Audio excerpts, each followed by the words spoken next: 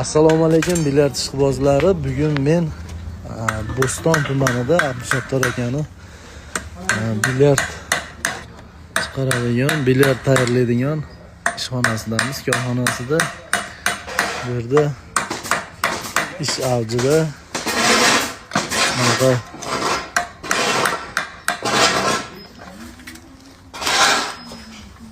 xullas hamma narsa bor ekan mana.